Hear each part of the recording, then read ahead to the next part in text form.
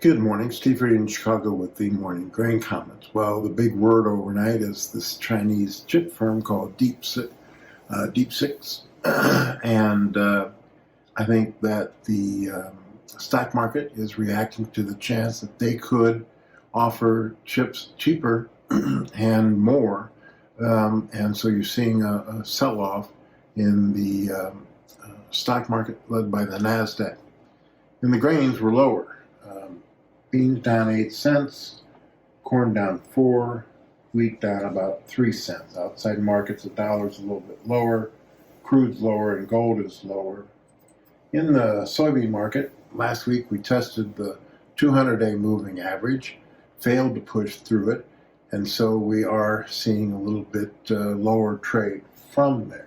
We're back near the 1050 area, and you've got key support around the 1020 area. We also have a little bit of a gap that is located around the 1042 area, and we probably will fill that gap on this selling.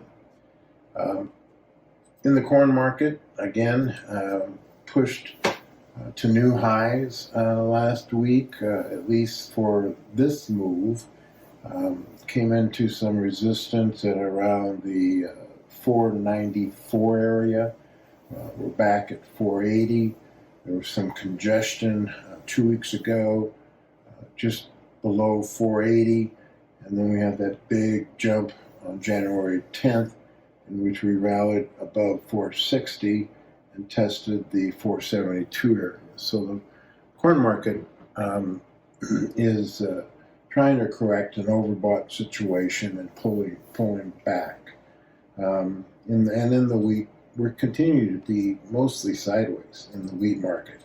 Right now, we traded above 550 last week, and now we're testing the 537, 540 area. Fundamentally, there's going to be more soybean supply, which should be bearish. In the corn market, demand continues to support the market on a pretty impressive rally. Farmers have sold into that rally. We'll see if this week's export inspections, ethanol data, and export sales support the corn market, if there's more unwinding of this near record long fund position in the corn market. And equally, almost a record short in all of the wheat futures, and see if that has any unwinding. So lower trade, and then we'll just see how the outside markets, any Washington policy, any China news affects the grain markets.